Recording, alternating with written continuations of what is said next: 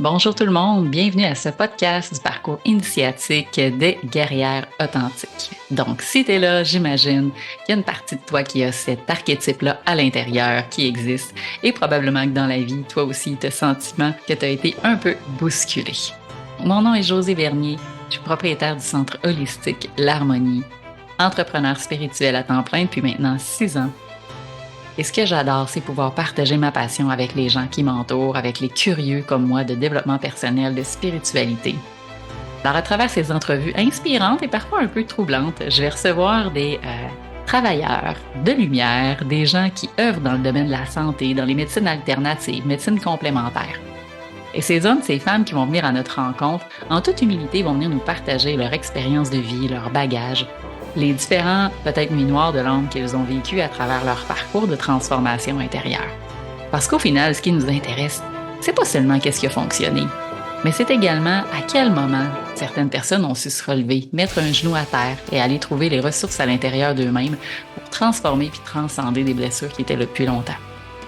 Alors j'espère sincèrement que ce podcast va être un espace inspirant où tu vas apprendre des trucs, des stratégies, peut-être même que tu vas apprendre à te découvrir toi-même en découvrant les gens qui vont venir se livrer ici au podcast. Alors je t'invite à partager celui-ci si le sujet t'intéresse, évidemment à mettre tes commentaires sous la vidéo et à faire en sorte de propager ce podcast-là autour de toi. Parce qu'avant d'apprendre là, à jouer avec les licornes, à danser avec les filles, là, puis à jaser avec les anges, ben il y a un processus à faire. C'est de celui-là dont je te parle, c'est celui dont j'ai goût que les collaborateurs viennent te livrer. Alors je te dis à tout de suite, on se retrouve de l'autre côté.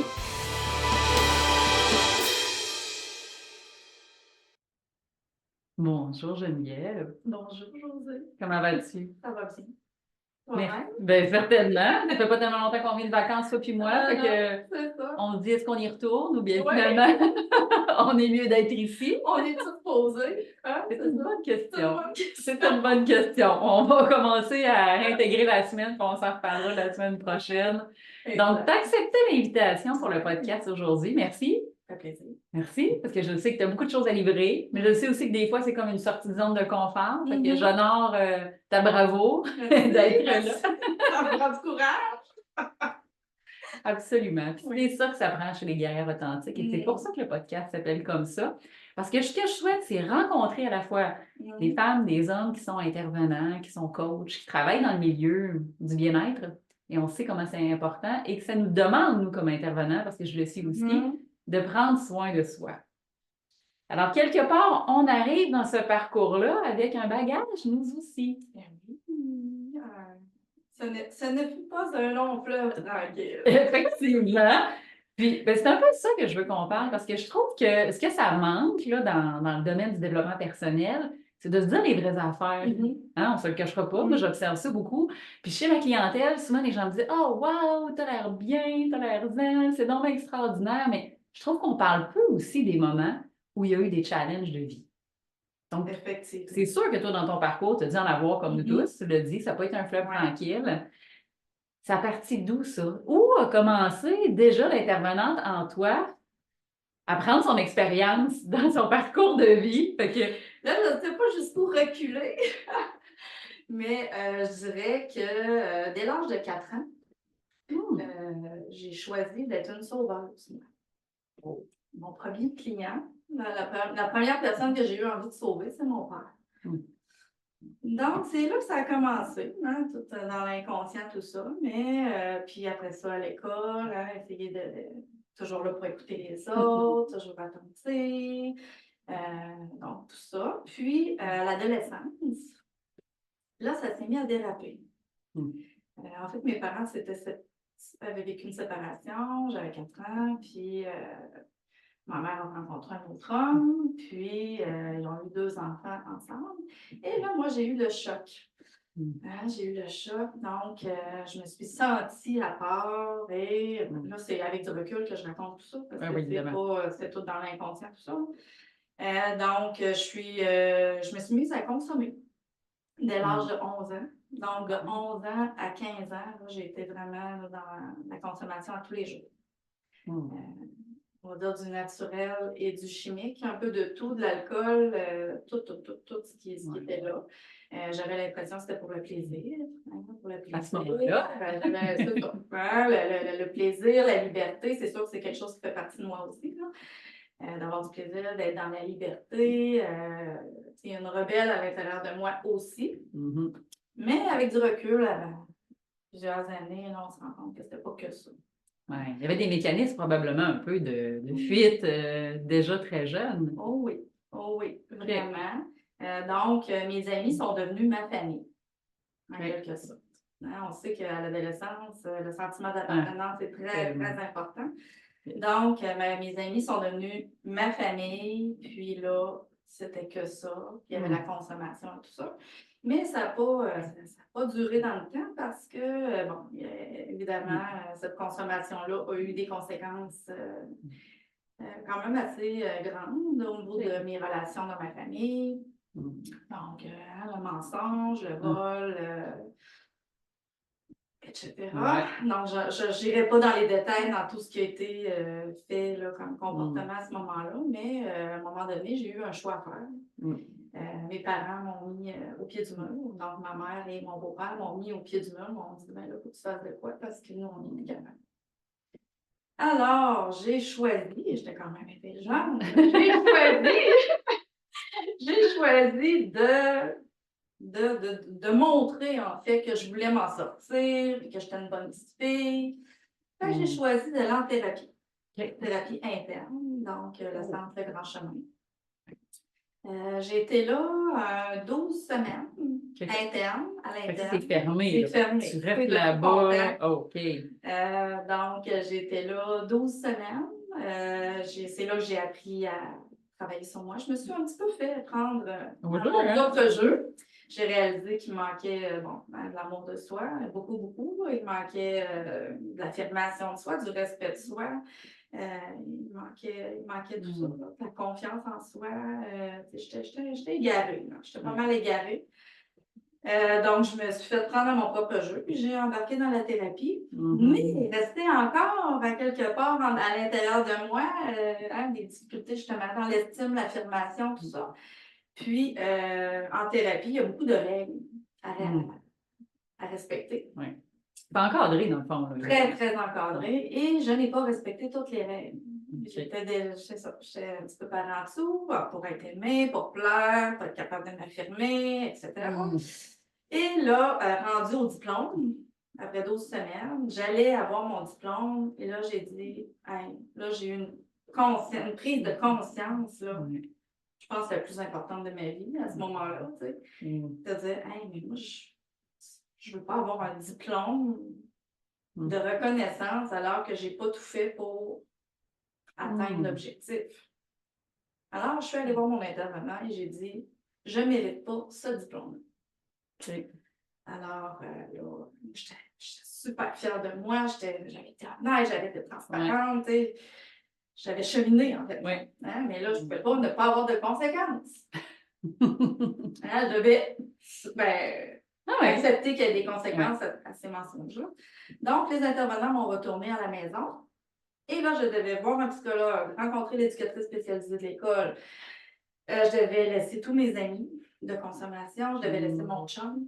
Je devais faire un grand nettoyage. Et si je respectais tout ça, je pouvais revenir un mois plus tard et terminer ma thérapie. Donc, faire un mois de plus. Ce que j'ai fait. Donc, je suis revenue en thérapie et là, j'ai vraiment été chercher mon diplôme. J'ai vraiment été jusqu'au bout de ça. Donc, ça a été un gros apprentissage au niveau de l'estime, de la confiance, de l'affirmation, du respect de soi, de l'honnêteté, de l'authenticité. J'ai vraiment développé mon intelligence émotionnelle à travers cette thérapie-là, énormément. Donc, j'ai continué à mettre mes limites et tout ça. Et ça a été la première grosse étape. L'espace où la thérapeute a commencé à émerger en elle-même allant choisir de prendre de l'aide. Quelque part, c'est un peu ça. Exact. Puis avec du recul, est-ce que tu dirais maintenant, avec ce que tu sais de ta profession, qu'il y avait une partie de toi qui sabotait même ton potentiel de succès de t'en sortir? Ou c'était évidemment assurément pas conscient. Pas conscient. C'est ça. Ou c'est vraiment l'archétype de la rebelle qui prenait tellement quelque part son rôle qui. Je pense que l'archétype de la rebelle, de la sauveuse, c'est un mélange de tout ça qui était dans l'inconscient qui faisait en sorte que je ne pouvais pas aller développer mon plein potentiel. Non, c'est ça. Qu'en thérapie, on travaille tout ça. Intéressant. Donc, je suis allée travailler tout ça. Et là, je suis ressortie de thérapie. Et là, j'ai dû refaire un réseau. J'avais une bonne amie qui était restée là pour moi, qui avait pris un chemin différent. En tout cas, tu sais, elle est restée là. Après ça, j'ai décidé d'aller en éducation spécialisée. En fait, j'hésitais. Je voulais être soit psychologue ou éducatrice spécialisée. Mais clairement, c'était clair. Tu sais, je ne me suis jamais posé de questions. Je m'en vais dans quelle voie. C'était ça, c'était de la relation d'aide. Donc, psychologue, c'était trop long pour moi. Ça me demandait trop d'études. J'avais quelque chose de concret. Aussi, je suis quelqu'un qui a besoin de concret, de pratico, tu sais. Fait que j'ai choisi d'aller en éducation spécialisée, que j'ai adoré, vraiment. J'ai adoré mon cheminement. Ça fait ça pendant plusieurs années quand même. 3 ans. 3 ans? 3 ans ma technique. Là. Oui, c'est ça. Et après ça, je suis allée travailler au centre où j'ai passé comme jeune. Donc, j'ai travaillé là 7 ans. Wow. Ouais, ils m'ont pris en stage, puis j'ai fait mon stage là, en thérapie. Donc, j'ai aidé des jeunes dans la consommation. Tout ça. Je nommais pas que moi, j'étais passée par là. Non, j'avais choisi, ils m'avaient donné le choix. J'avais choisi de garder ça pour moi. Je voulais vraiment réussir, pas parce que j'étais passée par là, mais parce que j'étais une bonne intervenante. OK, ouais. Fait que, mais tu sais, veux pas, c'est un mélange de tout ça, là.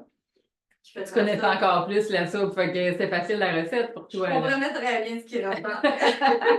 Oui, c'est très facile pour moi de mettre à leur place. Donc c'est ça. Fait que je te rendue. Dans ton parcours, après avoir travaillé comme éducatrice spécialisée, tu as travaillé après ça auprès des jeunes? Est-ce que tu as changé de milieu de ton expertise? Donc, ensuite, je suis allée travailler. En fait, je suis déménagée sur la Rive-Sud avec mon chum. Donc, j'ai décidé d'aller donner mon nom pour le CLSC, le 6, Chaudière-Appalaches. Donc, là, j'ai commencé à travailler en santé mentale adulte. Et à travers tout ça, ce que j'ai oublié de dire, c'est que oui, il y a eu l'épisode de thérapie, de consommation, mais bon, je n'étais pas rendue une spécialiste dans la gestion des émotions quand même. Donc, je me suis mise à faire des crises de panique, des crises d'angoisse. Donc, j'avais de la misère à assister à une réunion, sortir de chez nous, prendre ma voiture, traverser le pont. Je faisais des grosses crises d'angoisse, des grosses crises de panique début vingtaine. Pendant ma technique en éducation spécialisée, c'est là que ça a commencé. Donc, j'ai décidé d'aller travailler en santé mentale, mais c'était pas conscient non plus. Donc, je suis allée travailler en santé mentale. J'ai travaillé là pendant 7 ans aussi environ. Moi, je me suis promenée un petit peu dans tous les types de postes en santé mentale adulte. Donc, j'allais à domicile aider les gens qui souffraient de schizophrénie, de problèmes bipolaires, troubles de personnalité, anxiété, un peu de tout. Puis, on va se le dire, j'ai été garochée un peu. Let's go, ma grande. Débrouille-toi. Et j'ai appris comme jamais. J'imagine. J'ai appris comme jamais parce que fallait que je me fasse confiance.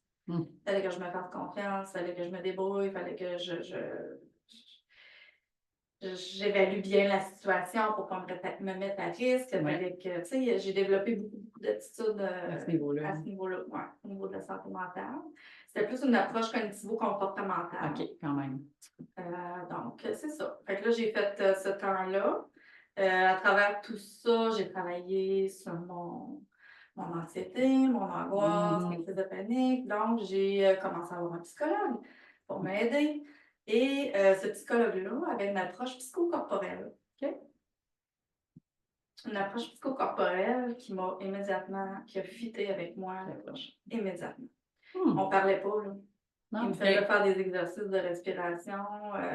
C'était vraiment de la pleine conscience. J'étais là 30 minutes. Il me guidait à respirer, à libérer mes émotions. J'ai braillé ma vie, j'ai pleuré, j'ai tout fait. C'était dans le corps. C'était dans le corps. On libérait des mémoires du corps. C'était pas dans le conscient, c'était tout là.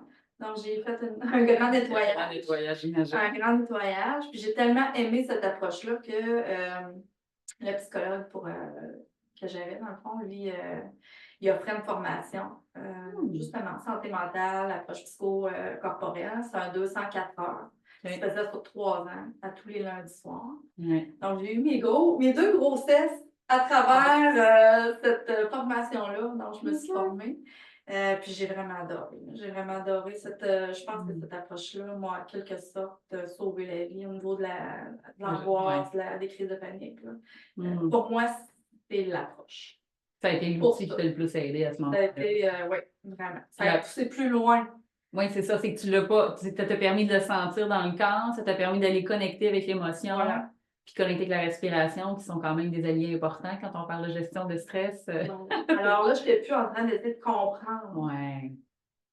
Ça se passait à un autre niveau. Ouais. Dans le corps. Exact. Ça me parle. Ça me parlait énormément. C'est concret, c'est senti. Vraiment, c'est concret, c'est senti. Ça faisait beaucoup de sens pour moi. Qu'est-ce que tu as pris conscience pendant cette période-là là, où tu as à la fois travaillé sur toi, tu as accompagné les gens en santé mentale? Qu'est-ce que tu as l'impression que tu es allé chercher comme bagage puis comme outil supplémentaire comme intervenant durant ces périodes-là? C'est une très bonne question. C'est sûr que le corps, c'est ce qu'on est en train de dire là. C'est ça. Le corps, l'intelligence du corps. L'intelligence du corps, oui, il faut comprendre. Il y a une première étape, il faut comprendre ce qu'il y en a. Mais on ne peut pas s'arrêter là. On ne peut pas s'arrêter là parce qu'on travaille juste à un niveau. On travaille, c'est pas mauvais, là. C'est très bon, là. Je l'ai fait pendant longtemps. J'ai beaucoup cheminé là-dedans. Mais je pense qu'à un moment donné, on tombe dans OK, mais là, c'est plus le pourquoi, là c'est le comment. Puis le comment, pour moi, c'est dans le corps. C'est la respiration, c'est la pleine conscience du corps. C'est même pas des réponses concrètes. Là. Non, c'est ça. C'est même pas, c'est pas une réponse qui est claire. Ça se ressent. Donc, je dirais que c'est ça. Donc là, j'ai continué de travailler en santé mentale. Puis, à un moment donné, je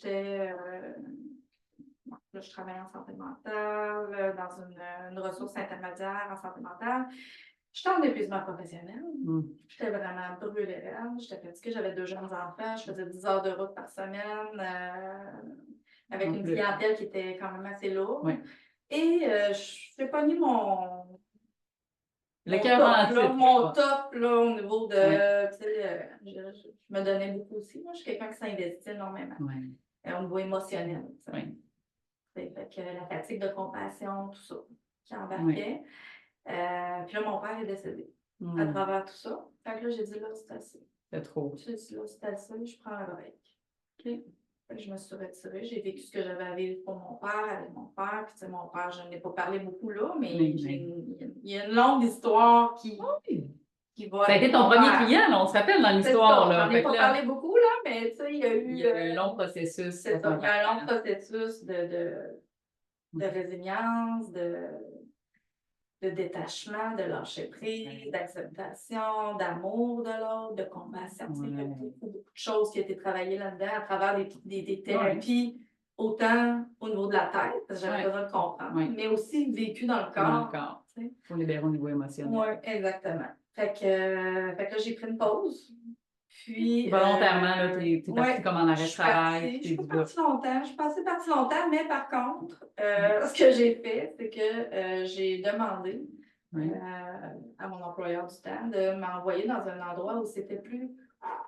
Tu sais, de ne pas revenir dans un milieu où c'était exigeant au niveau de ma santé, là, mentale, émotionnelle. Je n'étais plus capable. J'avais besoin de revenir, mais dans quelque chose de plus posé, de plus calme. J'ai été travailler avec des personnes âgées. C'était vraiment bien. J'ai fait ça pendant 1 an. Dans un centre de réadaptation. Avec une équipe multi. Donc, il y avait neuropsy, ergo. C'est une belle équipe de travail, infirmière et tout ça. Puis moi, j'allais à domicile, puis j'allais aider les gens à se mettre en action. Tu sais, j'étais un petit peu l'exécutante de ce qu'on devait faire pour maintenir. Mais c'était parfait. C'était parfait, j'avais besoin de ça. Puis là, à un moment donné, on était en réunion d'équipe, puis la neuropsy qui était là avec la cliente, tout le monde était là. Tu sais. Puis je suis intervenue avec la cliente qui était là. Puis la neuropsy, elle venait me voir après dans mon bureau, puis elle a dit Geneviève, parce que je me questionnais à savoir si je voulais poursuivre en psychothérapie, je voulais aller continuer mes études, soit en psychothérapie, mais il y avait quelque chose qui me disait, c'est pas là ma place. Il y a quelque chose que c'est pas là. Tu sais? Fait que là, la neuropsy m'a regardé intervenir, elle a dit, Geneviève, elle a dit, toi, là, c'est de la PNL, faut que tu fasses. C'est ça que tu fais. C'est ça. C'est exactement ça. C'est une approche positive. Tu es dans une approche positive. Tu es dans la motivation. Donc, c'est ça. D'aller chercher les ressources de la personne pour les faire s'élever, aller chercher les forces, utiliser. Tu sais, vraiment, on est vraiment là-dedans. Fait que j'aime la PNL. Bon, j'avais déjà entendu ça. Tu sais, je vais aller voir ça. Fait que je suis allée voir sur Internet et là, je suis tombée sur le site de l'École internationale de PNL, en coaching PNL avec Colette Normando. Et là, j'ai fait, mon Dieu, j'ai eu un frisson, tu sais. Ouais, le corps a parlé, le corps a parlé. Un frisson qui m'a parcouru le corps. J'ai fait, oh mon Dieu, mais c'est moi, ça, c'est moi, là, vraiment. Mais là, je venais de faire éducation spécialisée, j'avais fait un certificat de toxicomanie, j'avais un bac en orientation, j'avais fait l'approche psychocorporelle, mais n'oublies-tu, là? J'avais tout ça. Wow. Puis je suis en train de faire ma maîtrise en orientation. Là, tu te dis, je vais-tu m'embarquer en PNL pendant 2 ans et demi? À chaque fin de semaine. Fait que là, mais là, c'était comme non négociable. Tu sais, quand c'est aligné, là, Ouais. je dis, j'ai dit à mon chum, Tommy, viens ici, moi je te montre de quoi. Fait que là, ça vient s'asseoir. Je dis, là, je te demande l'ouverture d'esprit, s'il te plaît. Fait que là, il s'assit. Puis là, il regarde le site web. Il me regarde, il dit, ouais. C'est toi en tabarouette, ça, hein? Ça te ressemble. Je peux pas le faire. C'est comme la boucle. Ouais. C'est la boucle de tout ce que j'ai acquéri tout au long de ton parcours. Tout au long de mon parcours. Ouais. Ça vient boucler. C'est comme. C'est la cerise sur le sommet. Exactement. C'était comme l'outil, dans le fond, probablement qui te manquait à travers toutes tes autres livres pour dire, OK, voici, on va mettre ne serait-ce un mot, un terme, un type, on s'en fout. Bref, derrière tout ça, c'est que tu es allé chercher la finalité des outils pour mettre tout ça ensemble dans le fond, dans ton bagage. Parce que, tu sais, la partie, tu sais, étant enfant, moi, je voulais devenir psychologue, psychothérapeute, tu sais, mais à travers mon parcours, j'ai réalisé que de ressasser tout le temps le pourquoi je suis comme ça, de ce que j'ai vécu, tu sais, on patauge un peu là-dedans, tu sais, fait qu'on va pas créer des nouvelles connexions, de nouvelles programmations dans notre cerveau. Alors, moi, j'ai la certitude que quand on vit régulièrement, de façon intensive, des expériences positives, que ce soit de la gratitude, que ce soit de l'amour de soi, là, on parle des ressources internes, là, de respect de soi, d'affirmation de soi. J'ai la certitude que quand on pile dans ce chemin-là régulièrement, ça vient que ça prend toute la place à l'intérieur de soi. Puis, on dirait que le pourquoi devient moins important. Effectivement. Devient moins important, puis on est moins dans peut-être la victime, puis plus dans la création, le leader, la créatrice, la leader de sa vie, tu sais. Puis c'est là que j'avais envie d'aller, tu sais. Puis tu as l'impression que la PNL, parce que je sais qu'il y en a qui vont nous écouter puis qui vont se demander, parce qu'on en entend de plus en plus parler, là.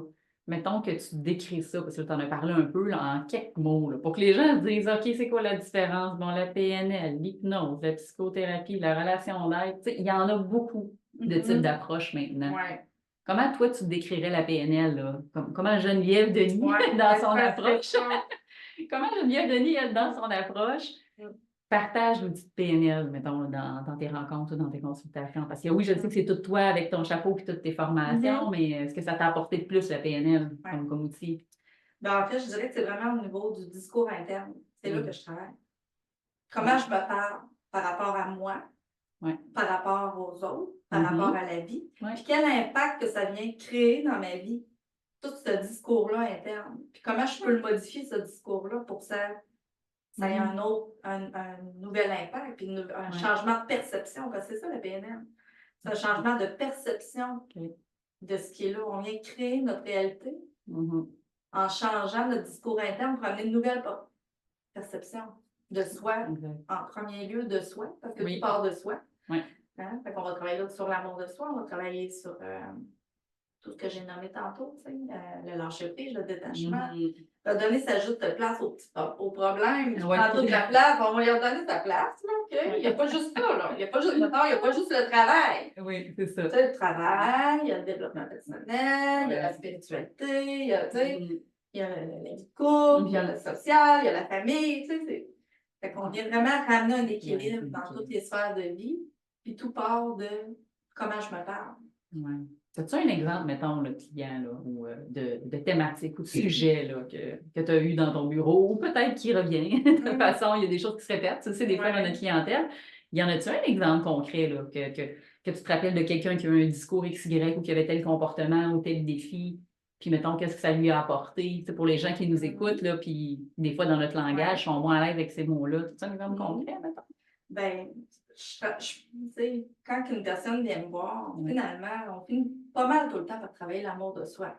Parce que l'amour de soi, c'est si large. C'est prendre sa place. C'est s'affirmer. C'est se respecter. C'est être autonome. Être responsable de soi. Sur le plan émotionnel, affectif. Donc, par exemple, je peux donner un exemple. Je suis quand même conseillère d'orientation et coach PNL. Fait que je travaille aussi, comme l'anxiété de performance, l'épuisement professionnel. Je vais travailler beaucoup ces aspects-là. Ou être bien tout simplement au travail. Une personne arrive et elle dit, je me cherche, j'ai toujours aimé mon travail. Puis là, je suis perdue. On dirait que ça fait plus de sens ce que je fais. Donc, on ira travailler le discours intérieur. C'est quoi que tu as commencé à te dire? Ouais. Ça fait que tout d'un coup, tu as perdu le sens à ton travail.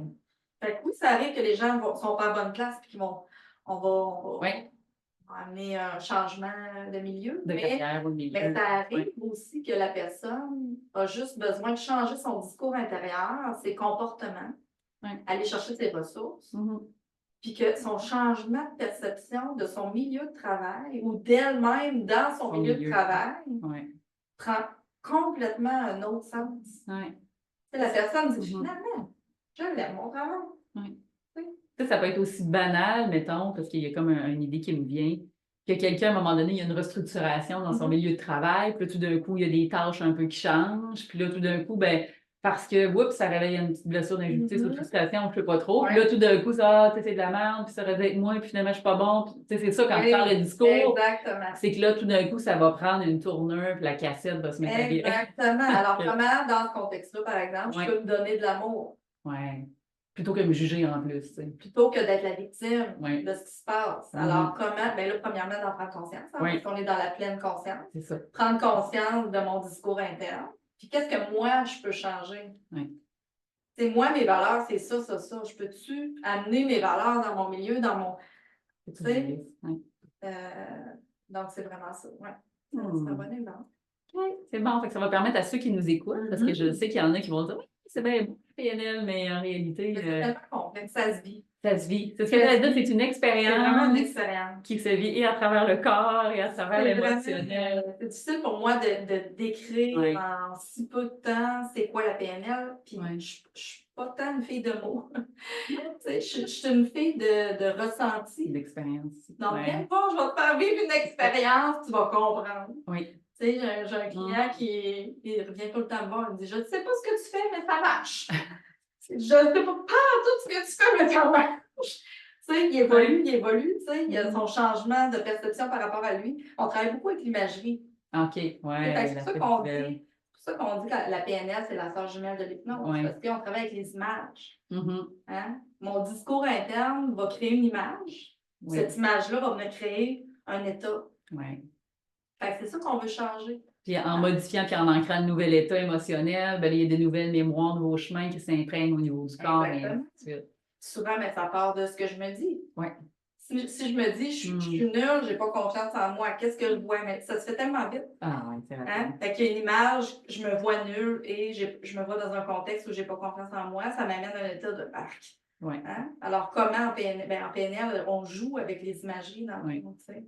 Donc, en te guidant dans une technique de PNL, ben, je t'amène à te voir dans un moment où tu as eu confiance en toi, où tu as eu de l'estime de toi. Donc, crème, c'est vrai, j'en ai de l'estime. Hey, j'en ai de la confiance. Je change comme l'attention de place, au lieu de focusser sur ce que ça va pas bien, tu focuses sur ce qui va bien. Voilà. Alors, c'est pas vrai que j'en ai pas. Ouais, j'en ai déjà eu. Mais t'en as encore, c'est encore là. Oui, c'est juste que là, tu as mis la loupe tellement là où ça va pas bien que c'est tout ce que tu veux. Alors maintenant qu'on a été réactivé, par exemple, mettons la ressource de confiance en soi, parce que la personne se voit dans un souvenir où elle avait confiance en elle. Mais maintenant, comment ça peut servir dans le futur? Fait que là, on amène la personne à s'imaginer dans le futur avec cette même ressource-là. Fait que là, c'est comme le cerveau ne fait pas la différence entre ce qui a été vécu et imaginé. Non, c'est vrai. Donc, en PNL, on joue avec l'imaginaire pour venir créer ce qu'on souhaite voir se réaliser dans le quotidien, dans la vie de tous les jours. Et puis, comme ça part de notre fréquence intérieure, ben, changeons de fréquence et créons une nouvelle réalité. C'est un peu ça l'idée.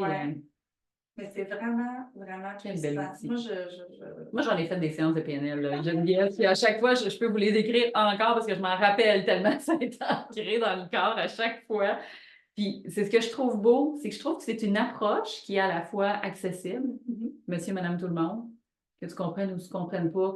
Tu peux très bien vivre le jeu, l'expérience, puis finalement en tirer des bénéfices. Puis, as-tu remarqué si dans les gens, mettons, que tu accompagnes, je le sais que c'est encore probablement du cas par cas, le nombre de sessions de rencontres, est-ce que ça va dépendre de l'objectif? Ou... Oui, c'est plus ça. Ça dépend de l'objectif. Je dis souvent 5 à 7 rencontres. Mais souvent, les gens aiment tellement ça. Ils voient tellement du changement qu'ils veulent continuer. De façon comme régulière, sporadique. Au début, c'est aux 2 semaines. 2-3 semaines. Puis après ça, la personne, elle voit. Tu sais, je veux dire, moi, je donne des outils. Là. Je donne un pack-sac d'outils. La personne part avec ça. Fait que, tu sais, elle est capable de faire. Moi, mon but, c'est de le rendre autonome. C'est de rendre la personne autonome, pas dépendante de moi. Là, tu sais. Donc, à un moment donné, quand la personne elle a tous les outils, elle peut revenir me voir juste pour un petit pop-up. Oui, quand il y a un autre nœud qui accroche, qui a besoin d'un coup. Tu sais, dans nos vies, on vit. Je veux dire, c'est pas toujours en ligne droite. Il y a des différentes étapes, tu sais, mais des fois, c'est juste un rappel. Tu te souviens-tu, quand tu faisais ça, là? Hein, c'était des stratégies gagnantes pour toi. Parce qu'on travaille des stratégies efficaces aussi. Ce qui fonctionne, il faut le faire. Ce qui fonctionne. Tu fais-tu encore ça? C'est vrai, je le fais plus. C'est donc de le remettre dans ta vie. Puis, ben, ça va mieux. Puis, exact. Fait que c'est la responsabilisation Vraiment.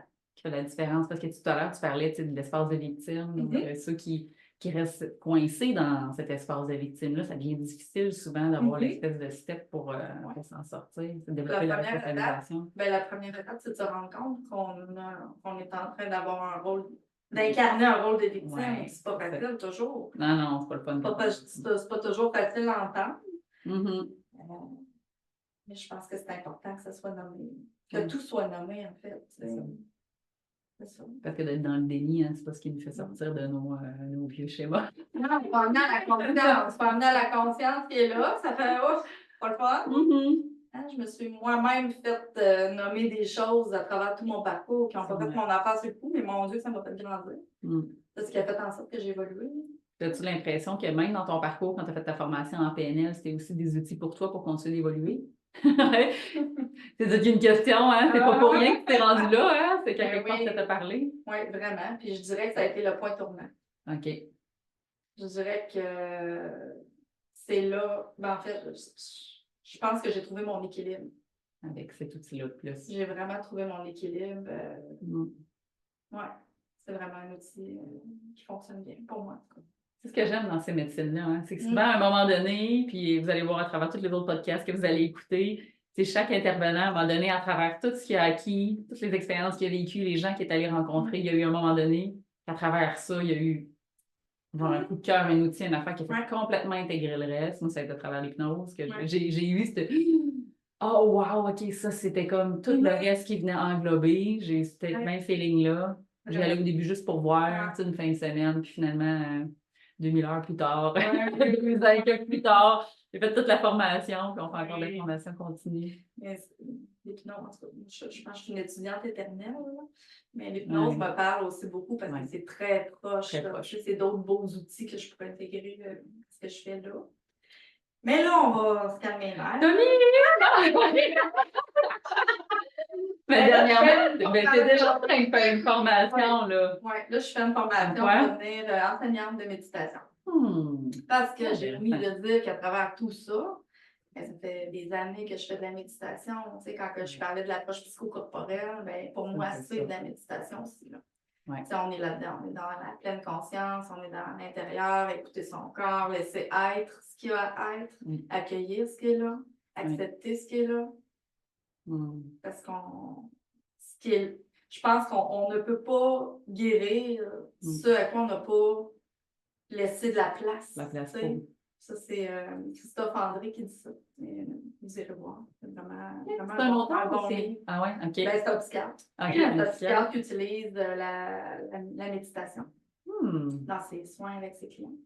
C'est vraiment... Pour avoir un espace d'écoute puis d'accueil. Oui, vraiment, d'accueillir. Tu sais, le sans effort, le sans jugement, accueillir ce qui est là, même si c'est pas le fun. Ouais, aller dans ta peur, on y va. On y va. On va observer. Ça, c'est quelque chose que je fais dans mes rencontres. Je vais avec la personne. Là, c'est inconfortable aussi. Puis on accueille.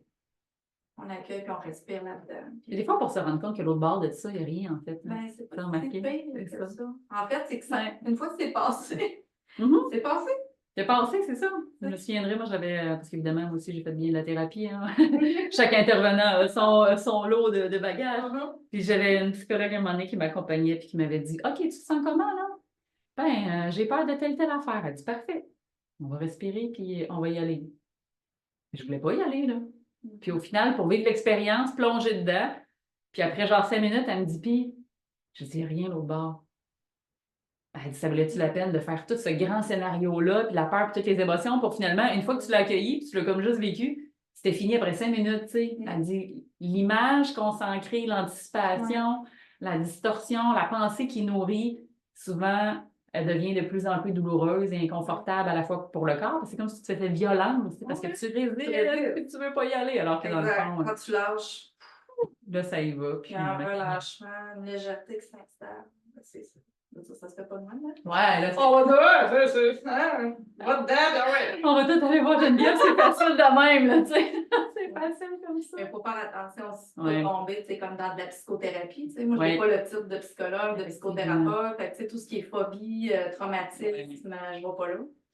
C'est important de le nommer. Donc, je vais dans les peurs, tu sais, les peurs, mais pas des traumatismes, mais des phobies. Je ne travaille pas là. Mais ça a tout son impact quand même. Exact. Puis, as-tu l'impression que le chemin et le parcours de la guerrière authentique cesse à un moment donné, toi? C'est quoi ton avis là-dessus? Ah non, ça ne se passe pas jamais, regarde. C'est quoi cesser? Oui. C'est comme la fin, la mort? Ou... Le chemin s'arrête quand le chemin s'arrête? Les lumières s'éteignent, tu penses ça? Ou... Ben, moi, je pense qu'il y a une autre vie. On va continuer après. Là. On va continuer après. C'est jamais fini, c'est ça. Ça va être fini dans celle-là, mais après, ça va se poursuivre autre. Les apprentissages continuent toujours. Tu sais, même mes rencontres avec mes clients, j'apprends énormément. C'est un miroir, des fois. Je me dis, OK. C'est pour ça, là, que je me sens de même, là. OK. Là, des fois, la cliente, elle ne sait même pas, mais elle vient de me donner une réponse dans ce que je vis personnellement dans ma vie. Tu sais, je veux dire, c'est un parcours d'humilité, hein, être intervenant. Moi, je le dis souvent que quand on se place dans cette posture-là et qu'on n'est pas dans une position de supériorité, on évolue encore à vitesse grand V. Parce que c'est un enseignement puis c'est un échange, de l'accompagnement, en tout cas, du moins dans ce titre-là, je le vois comme ça. Puis exactement comme toi, je pense que c'est le phénomène des neurones miroirs, hein, la vie bien faite. Fait qu'en miroir, on finit toujours par attirer quelqu'un qui vit une situation qui est en résonance avec la nôtre. Fait que ça devient bénéfice pour toutes les deux. Par exemple, quand je travaille trop, c'est sûr que je vais avoir plein de demandes d'épuisement professionnel. Je vais avoir des demandes d'épuisement professionnel. OK. Fait que tu peux pas ne pas le voir ni l'entendre. Non, c'est ça. Fait que là, moi, faut que j'incarne ce que je dis, tu sais. Je suis quelqu'un de très authentique, puis je veux incarner. je vais être cohérente avec tes enseignements. avec Ouais. mes enseignements. Fait que faut que je me mette en haut. Fait que dans ce temps-là, il faut que tu pratiques ton affirmation de soi, mettre les limites, Ouais. accepter de mettre les rendez-vous plus tard, Prendre des vacances. prendre des vacances. Ouais. Ah, c'est intéressant de voir qu'on a tous nos propres défis. Puis ces défis-là, ben, ils nous sont renvoyés au quotidien. Ben oui, c'est la beauté de tout ça.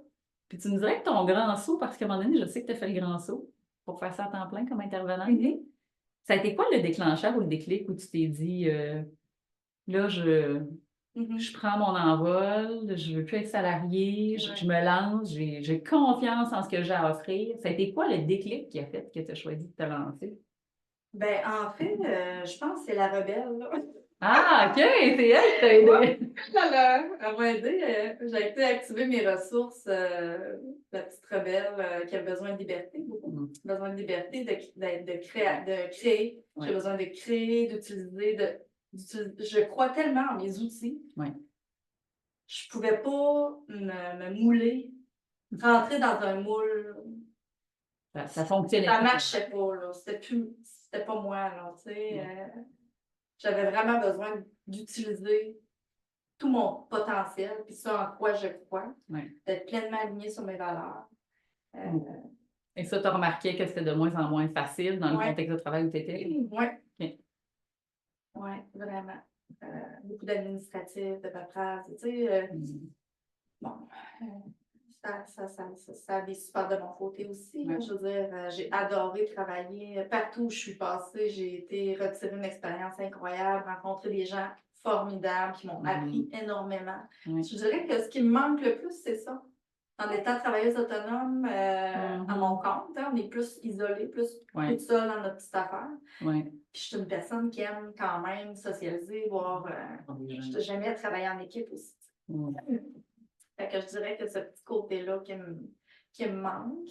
Mais je vais dans des endroits comme le centre holistique avec José, qui est full famille, full équipe. Oui, des fois qui est tout quasiment, là. Ceux qui sont rebelles, des fois, ils font oh, pas trop, pas trop, pas trop. Mais c'est une façon pour toi d'aller chercher le côté travail d'équipe puis rencontrer et socialiser quand même. Oui, exact. Mais j'ai un côté très indépendant aussi.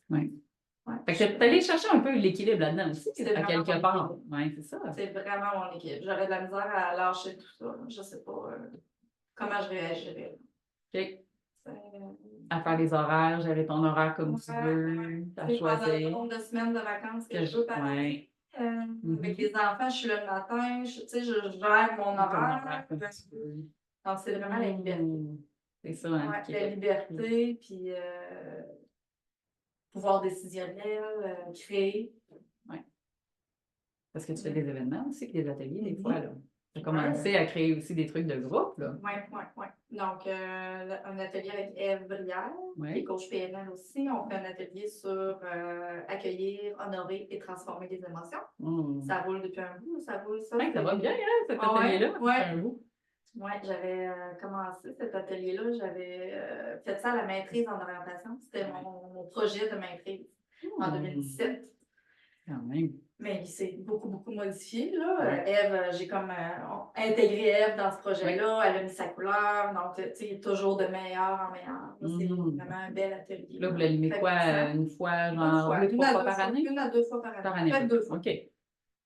Après ça, j'ai un atelier avec Mélissa Gosselin sur la résilience, une belle histoire. Mélissa, qui est apparue dans ma vie, elle m'a écrit un message, un courriel, elle dit écoute, moi j'adore faire des ateliers, je suis psychoéducatrice, si ça te tente, rappelle-moi. Wow. Moi, j'avais un atelier de monter avec ma mère qui a une maladie dégénérative, héréditaire. J'étais supposée d'offrir cet atelier-là avec ma mère sur la résilience, parce que ma mère, c'est une femme, je n'ai pas parlé, là, mais c'est une femme incroyable au niveau de la résilience, vraiment, vraiment. Mais là, la maladie, pendant le COVID, la maladie a frappé de plus belle et là, ma mère n'était plus apte à offrir cet atelier-là avec moi. Puis là, ben, Mélissa, c'est ça qui est arrivé. Elle a dit hey, dis-moi, j'ai un atelier sur le pardon. Ah, wow. Là, me semble belle combinaison. Résilience, pardon, je sais pas, on peut-tu faire de quoi que ça? Fait qu'on a monté ensemble le résilience et la pardon.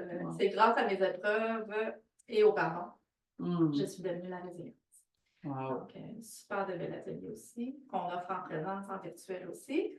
On va donner aussi une conférence dans quelques municipalités l'automne. Après ça, là, prochainement, je vais offrir des cours de méditation pour les débutants intermédiaires. Donc, sous forme de session un peu, là. Un programme, Ouais, 6 séances pour apprendre à méditer ou pour aller un petit peu plus loin là-dedans. Mais c'est vraiment d'expérimenter toutes sortes de choses à travers la méditation.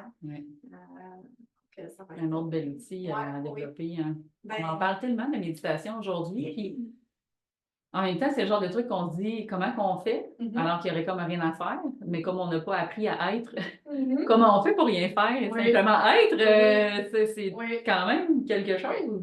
Puis en fait, c'est super important ce que tu viens de dire parce que je pense que là où je travaille beaucoup avec les clients, c'est ça, c'est dans l'être. Je vais développer l'être versus le faire. On peut tasser un petit peu le faire, pour être davantage, être dans l'instant présent. Fait que la méditation était déjà intégrée dans ce que je faisais. Fait que c'est vraiment un tout, là, tout ça, là. D'aller chercher d'autres outils supplémentaires, dans le fond, pour te permettre de monter à la fois ce programme-là et ces cours-là pour la méditation. Même si tu l'utilisais, tu le pratiquais, c'est toujours le fun d'aller chercher des outils de plus, là, quand même. Puis de comprendre ce que je faisais de façon intuitive. C'est ça que je réalise pendant ce cours-là. Je fais comme, voyons, OK, je comprends, là. OK, c'est ça, OK, c'est ça. Mais j'apprends tellement. C'est vraiment une belle formation. C'est l'LIB méditation avec Marie-Ève Vessine. J'adore. Vraiment, là, au niveau théorique, mais aussi au niveau de l'expérientiel. C'est vraiment un beau mélange de tout ça. Ça te permet de l'intégrer en mesure que tu... Oui, puis de comprendre. Puis même pendant qu'elle nous fait, des fois, elle nous fait méditer, une fois par cours. Puis il y a même des explications, des enseignements à travers. Fait que tu le vis, puis là, tu reçois l'enseignement en même temps. OK. Ça passe mieux. C'est une façon différente d'intégrer et d'étudier. On va dire ça de même. C'est le mot étudier est encore de mise, mais je trouve que les apprentissages et les enseignements, on est loin, je trouve, dans les approches complémentaires à le cadre scolaire très rhétorique qu'on connaît. Là. C'est complètement en ailleurs. Oui, tout à fait. C'est pas pour rien que j'avais de la misère à l'école. Je suis fait d'expérience, de vécu, de ressenti. Tout ce que je ressens, tout ce que je vis, je vais le mémoriser. Oui, tu vas l'intégrer. Tu dois être pas kinesthésique, ça, dans tes... Moi, je suis vraiment kinesthésique, là, tu sais. Fait que moi, c'est un mélange de tout, là, tu sais, mais je crois fortement que ce qui est vécu, ressenti, va s'intégrer, va s'installer. C'est ça la PNL. C'est en plein ça. C'est un mélange de tout ça. Dans tout ton parcours, là, sachant que les gens qui nous écoutent, évidemment, il y a sûrement quelque chose que tu aimerais qu'ils retiennent. Ça serait quoi l'enseignement ou la prise de conscience, le point tournant, peu importe comment toi tu vas le nommer, ou à un moment donné, dans tout ce chemin-là, dans tout le parcours que tu as fait, ça a été l'élément, en fait, qui t'a le plus guidé, soit pour continuer ton parcours ou quand ça a été tough, quand tu as mis un genou à terre, justement, comme la guerrière qui a dit « OK, là, j'arrête de travailler ». Ça a été quoi l'élément qui t'a permis de poursuivre ton chemin, ta transition, ou un enseignement que tu voudrais que les gens retiennent? Écoute, la seule affaire, ce qui me... on pourrait en parler pendant longtemps, là, tu me poses la question, j'ai comme pas réfléchi à ça, mais c'est... La première fois que tu te montres. La première affaire, j'ai comme un signal qui fait ça depuis tantôt dans ma tête. C'est bon, ça veut dire que tu l'as trouvé déjà. C'est le mot respiration.